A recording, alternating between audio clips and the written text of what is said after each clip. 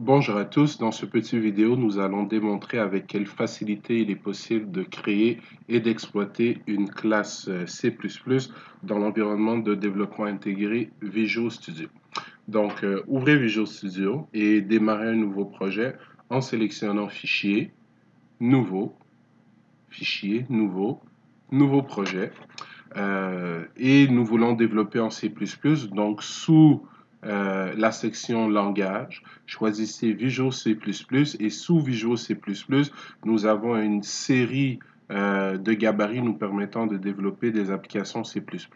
Celui qui nous intéresse, c'est le Windows 32 et dans Windows 32, nous allons choisir une application console Win32. Donc, nous allons la renommer, appelons-la démo tout simplement, et sauvegardons-la dans un dossier prévu à cet effet. Parfait, parfait. Donc, Visual Studio nous demande par la suite de choisir parmi les multiples gabarits de départ pour un projet C++. Nous allons choisir une application console et une application console vide, donc un projet vide. Et appuyer Terminer. Donc, Visual Studio est en train de préparer le projet qui va apparaître dans quelques instants. Donc, je vais tout simplement faire apparaître l'explorateur de solutions pour vous montrer ce que Visual Studio a généré pour nous. Donc, présentement, nous avons plusieurs dossiers, mais nous n'avons aucun fichier de code. Donc, la première chose que nous allons faire, c'est en sélectionnant notre nom de projet dans l'arborescence de l'explorateur de solutions, nous allons appuyer sur le bouton droit, appuyer sur Ajouter, ajouter un nouvel élément et nous allons choisir Fichier C++. Nous pouvons lui donner lui laisser son nom par défaut. Donc, c'est ce fichier qui va contenir notre fonction main, fonction que nous allons utiliser pour instancier des objets de type point, des objets de la classe point que nous allons créer ensemble dans quelques instants. Donc, préparons notre fichier principal en ajoutant un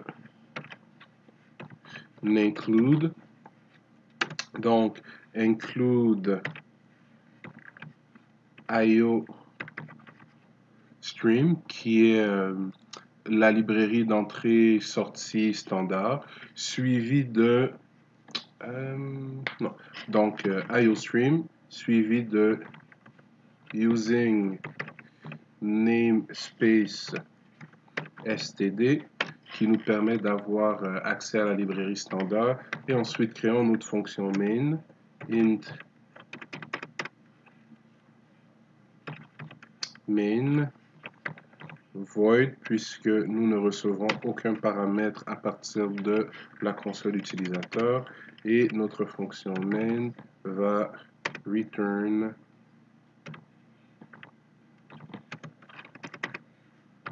return 0. Parfait. Donc, vérifions que tout fonctionne correctement. Donc, nous allons tout simplement effectuer un cout avec une string de test. Ça marche.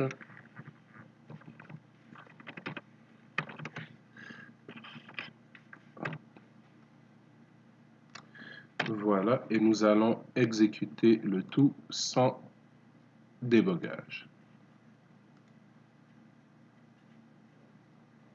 Donc voilà, ça marche. Notre environnement de développement est prêt.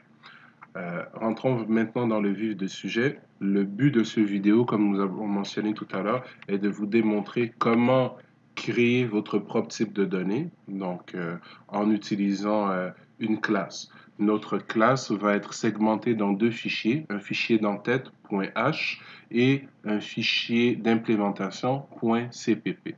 Donc, comment fait-on pour rajouter une classe dans son environnement de développement? C'est relativement simple. Nous allons cliquer encore une fois dans l'arborescence de projet sur le nom de notre projet avec le bouton droit de la souris. Nous allons choisir une seconde. Parfait. Nous allons choisir d'ajouter, mais cette fois-ci, nous allons ajouter une classe. Donc, une classe C++, On appuie sur ajouter. Visual Studio nous demande de nommer notre classe. Donc nous allons la nommer la classe point. Et automatiquement, vous voyez que Visual Studio va générer pour nous un fichier nommé .h qui sera le fichier d'entête dans lequel nous allons définir les différents prototypes, ou bref, le squelette de notre classe. Et ensuite, Visual Studio va nous générer un fichier .cpp qui sera notre fichier d'implémentation, donc dans lequel nous allons implémenter le corps de nos différentes méthodes. Donc, appuyons sur Terminer et regardons ce que le logiciel a généré pour nous. Donc, voici le squelette du fichier d'entête et voici le squelette du fichier d'implémentation. Donc, nous constatons tout de suite que le fichier d'entête contient une zone publique qui définit l'interface publique de notre classe, contient un constructeur, ou plutôt contient le prototype d'un constructeur et le prototype d'un destructeur, et que dans le fichier d'implémentation, le .cpp, nous avons un squelette qui nous permettra d'implémenter le constructeur par défaut et le destructeur par défaut qui ont été générés par le logiciel. Donc maintenant, allons rajouter un peu de matière dans notre classe. Donc en plus du constructeur vide qui nous a été fourni, nous allons rajouter un deuxième constructeur ou une surcharge de notre constructeur. Donc il est important de noter qu'en C++, le nom du constructeur est toujours le même que celui de la classe. Donc, notre constructeur ici va recevoir en paramètre des valeurs de type double. Donc, un premier double qui sera la coordonnée en X, suivi d'un deuxième double qui sera la coordonnée en Y. Toutes les instructions dans le fichier d'entête se terminent par un point virgule. Parfait. Donc, en plus de nos deux constructeurs, le constructeur vide, le constructeur surchargé et le destructeur, nous allons rajouter quelques fonctions usuelles et quelques propriétés à notre classe point. Donc, nous aimerions être, par exemple, en mesure d'additionner deux points. Donc, définissons ici le prototype d'une fonction de la classe point permettant à un point d'être additionné avec un second. Donc, si nous additionnons deux points ensemble, nous obtenons un troisième point. Donc, le type de retour de cette fonction sera bien évidemment point. Nous allons appeler la fonction add point et elle va recevoir en paramètre un point p. Et voilà. Nous allons de la même manière créer une seconde fonction publique qui cette fois-ci s'appellera subPoint et qui permettra de soustraire le point reçu en paramètre avec le point actuel et nous retourner un point. Ensuite, rajoutons une fonction usuelle nous permettant de connaître la distance entre un point et l'origine. Donc, l'origine étant considérée toujours comme étant le point 0, 0. La coordonnée 0, 0. Donc, cette fonction va nous retourner un double, va s'appeler distance from origin. Oops.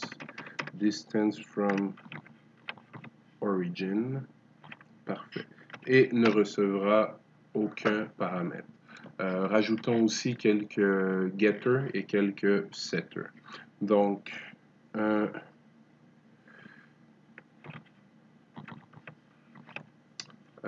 double get x. Voilà. Ensuite, un double get y. Donc, deux propriétés qui nous permettront respectivement de connaître la valeur en x et la valeur en y du point actuel. Et de la même façon, nous allons déclarer void set x et voilà, qui reçoit en paramètre évidemment un double x et ensuite un void set y, encore une fois, qui reçoit en paramètre un double, cette fois-ci nommé y. Donc, nous allons maintenant déclarer la section privée de notre classe, private, deux points. Et dans la section privée ici présente, nous n'avons que les deux attributs de notre classe qui sont évidemment de type double et c'est notre coordonnée en x et notre coordonnée en y tout simplement. Donc, le squelette de notre classe est maintenant défini dans le fichier .h. Nous devons maintenant aller implémenter ces différentes méthodes à l'intérieur de notre fichier d'implémentation. Donc, ce que je vais faire tout simplement, c'est que je vais copier ceci et donc ceci, en fait, je vais copier ceci. Parfait. Aller dans le fichier d'implémentation. Si vous constatez bien à la ligne 1, le fichier .cpp inclut les définitions comprises dans le fichier .h. Et ce que nous allons faire ici tout simplement est de coller le prototype des différentes méthodes d'intérêt en prenant soin de se débarrasser du prototype du constructeur. Parfait. Donc, qu'allons-nous faire ici? D'abord, un peu de réorganisation. Donc, commençons par le constructeur vide. Donc, le constructeur vide nous permet de définir les valeurs par défaut de nos attributs lorsqu'un point est construit sans que ne lui soit passé une valeur de x et de y de départ. Donc, si un point est construit sans paramètres ou sans coordonnées de départ, nous aimerions que ce point soit situé tout simplement à l'origine. Donc, nous allons spécifier this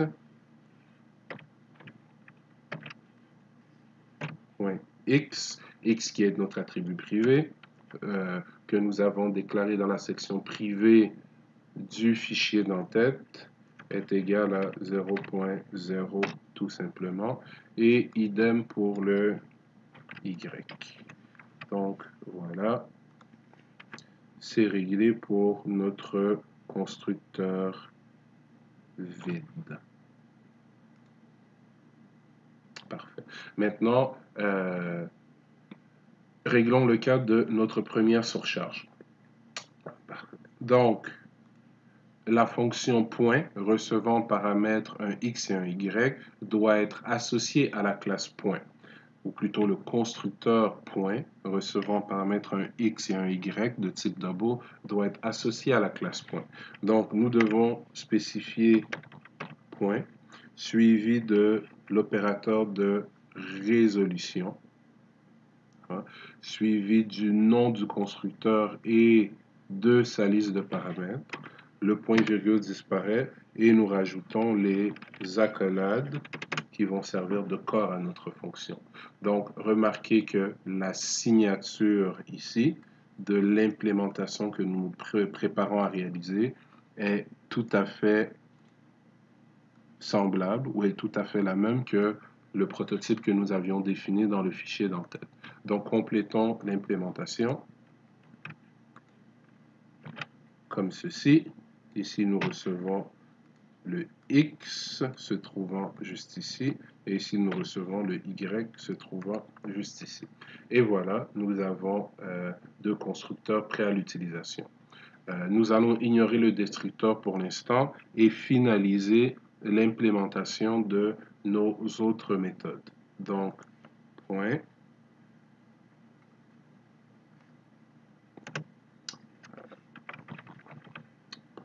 deux points. Donc, la fonction addition qui appartient à la classe point va nous retourner un point va nous retourner un nouveau point après avoir additionné le point actuel au point fourni en paramètres. Donc, allons-y. return. Donc, return.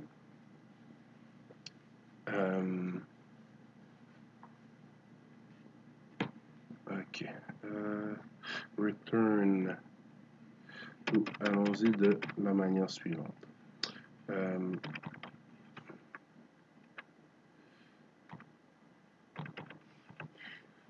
Point. Point. Voilà. Nouveau point. Donc, le nouveau point va être égal à quoi? Donc, on va additionner les x ensemble et additionner les y ensemble tout simplement. Donc, il va être égal à this point x plus p point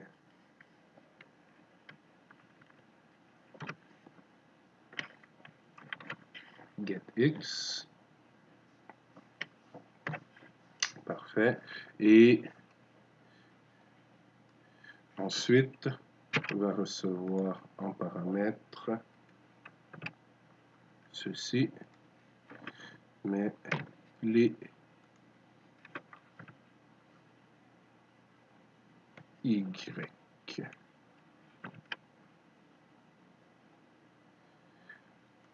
Et voilà.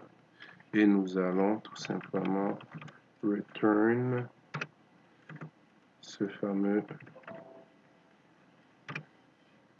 nouveau point. Et voilà. Donc, la soustraction ne sera pas très différente. Donc, point, l'opérateur de résolution d'espace de nom. Nous recevons un point en paramètre. Voici les accolades pour l'implémentation. Et de la même façon, nous allons recevoir un nouveau point, mais cette fois-ci, nous allons soustraire les coordonnées en x, soustraire les coordonnées en y et retourner le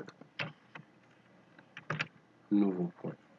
Pour ce qui est de la distance du point actuel par rapport à l'origine, nous allons avoir besoin de calculer la racine carrée et la puissance. Donc, il nous faut rajouter une librairie à l'intérieur de notre fichier d'implémentation. Donc, nous allons donc include la librairie CMAT, parfait, qui contient la définition de plusieurs fonctions mathématiques. Donc, aérons un peu notre code. Voici. Et voilà. Donc, la fonction distance from origin retourne un double, appartient à la classe point. Donc, faisons encore une fois disparaître le point virgule et rajoutons les accolades comme corps de la fonction. Donc, nous voulons retourner le résultat du calcul suivant. Donc, SQRT, qui est la racine carrée, qui nous provient de la librairie CMAT, et nous voulons calculer la racine carrée de quoi? Du décalage en x et du décalage de la somme du décalage de la somme de la puissance du décalage en x de la somme du carré de la coordonnée en x et du carré de la coordonnée en y. Donc, calculer Pythagore, en fait. Donc, allons-y. Par this point x virgule 2, voilà, plus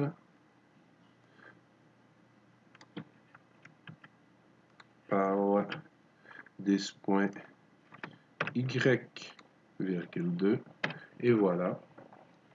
nous avons ici la distance entre le point et l'origine. Donc, getX et getY vont tout simplement nous permettre de récupérer les coordonnées en X et les coordonnées en Y de notre point actuel en retournant, voilà, en retournant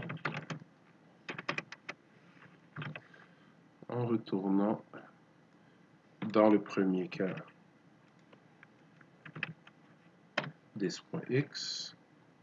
Parfait. Ah, que se passe-t-il? Ah, d'accord. En retournant dans le premier cas des.x et dans le deuxième cas, tout simplement en retournant des.y. Voilà, comme ceci.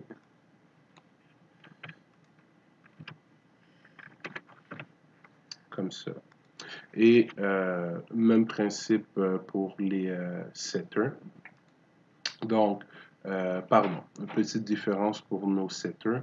Donc, les setters retournent void, appartiennent à la classe point. Voilà. Reçoivent en paramètre la valeur de x que nous aimerions utiliser pour modifier la coordonnée actuelle en x de notre point. Donc,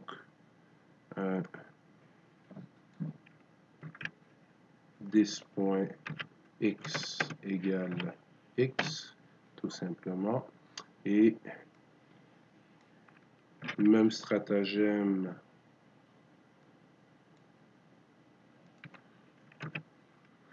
pour le setter en y. Voilà.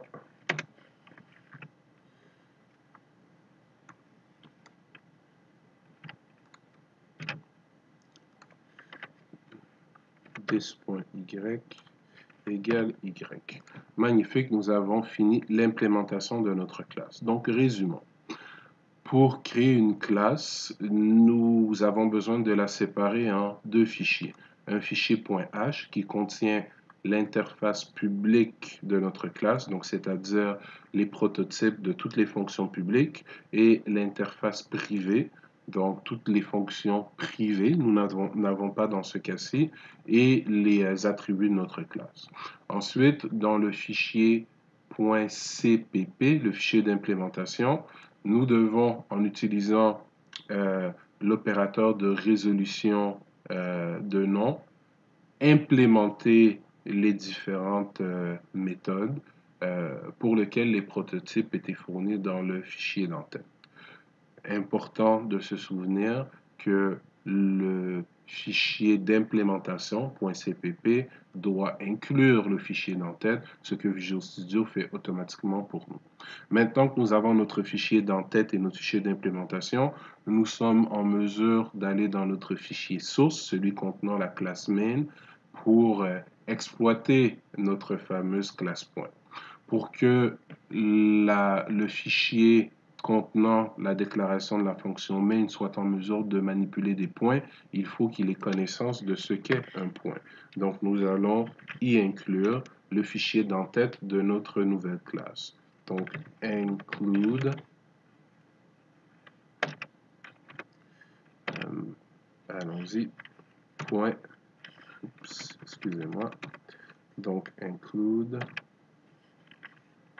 point .h. Voilà. Donc, ce qui nous permet de faire la chose suivante.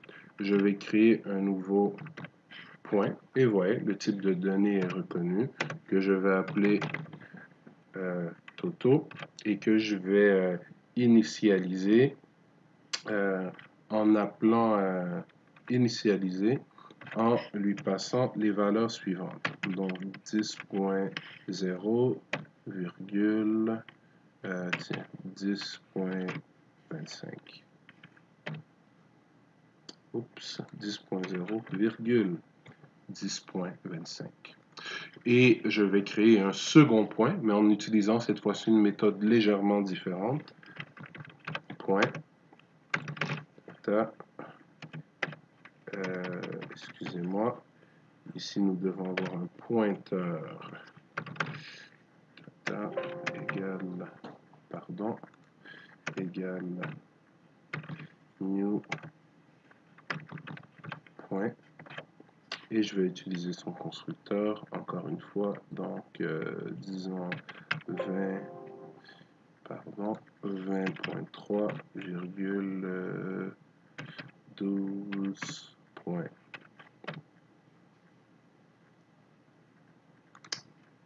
Égale. Parfait.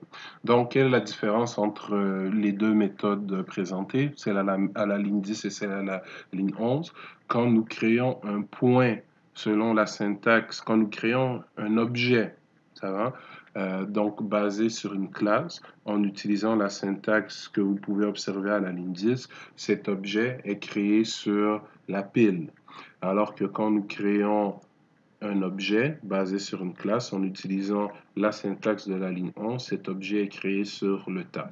Donc la pile est un espace mémoire qui est prêté à notre programme par le système d'exploitation. Donc dès lors que notre programme cesse son exécution, cet espace mémoire, la pile, est restitué au système d'exploitation. Alors que le tas est une zone de mémoire toujours prêtée par le système d'exploitation à notre application, mais nous avons la responsabilité de la gestion de cet espace mémoire. Ce qui fait que si notre application cesse de s'exécuter et que nous n'avons pas relâché l'espace sur le tas qui nous a été attribué, cet espace devient inaccessible pour le système d'exploitation. Donc, première différence. Deuxième différence est la suivante. Si nous exploitons une variable ou un objet qui a été créé sur le tas, nous avons, pour avoir accès à son interface publique, nous utilisons l'opérateur point. Donc, une image vaut 1000 mots, toto, point, et automatiquement, nous avons accès à toute l'interface publique. Donc, la fonction addPoint, la fonction distance from origin, la fonction la propriété getX, getY, setX, sety, etc., etc. Donc, allons-y, choisissons un getX, par exemple, et choisissons de l'afficher dans un cout. Donc, oups. Donc, cout.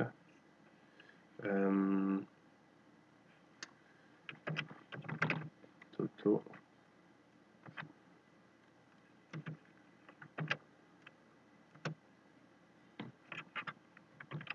Comme ceci. Et rajoutons-nous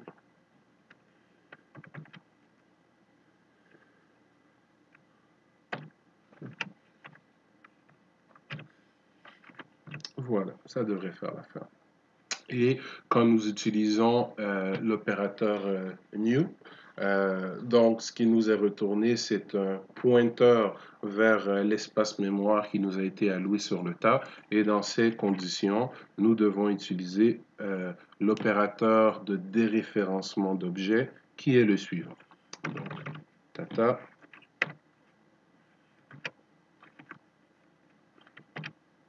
Et voilà, il nous donne accès à toute l'interface publique. Si nous essayons d'utiliser l'opérateur point, nous voyons qu'il ne se passe absolument rien du tout. Donc, voici. Et voilà. Allons-y avec un getX, encore une fois. Et réexploitons. Voilà. Voilà. Et cette fois-ci, normons-le. Tata. Donc, sauvegardons le tout et exécutons notre programme sans débogage. Parfait. Donc, nous pouvons constater que la valeur de x de Toto, excusez-moi, que la valeur de x de Toto rentrée, 10.0, a bel et bien été affichée et que la valeur 20.3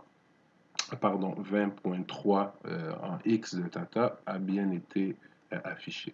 Donc, si je stoppe l'exécution de ce programme et que nous testions une de nos fonctions usuelles, donc testons l'addition de points. Donc, nous allons additionner le point Toto au point Tata. Donc, Tata, voilà, add point, nous allons passer Toto, voici. Le tout nous retourne évidemment un point. Donc, point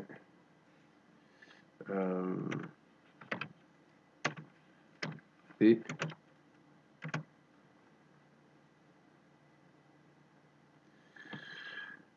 Il n'existe aucune fonction de conversion d'un point à un point. Add point. Voilà. Et allons-y. Affichons le résultat. Un cout.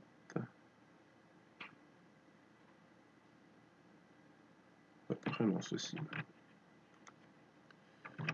Parfait. Donc un cout, le P. On va choisir le P point index. Donc, normalement, si les deux points étaient additionnés correctement, 20.3 et 10 devraient nous donner 30.3. Donc, sauvegardons le tout et déboguer, exécuter sans débogage. Et voilà.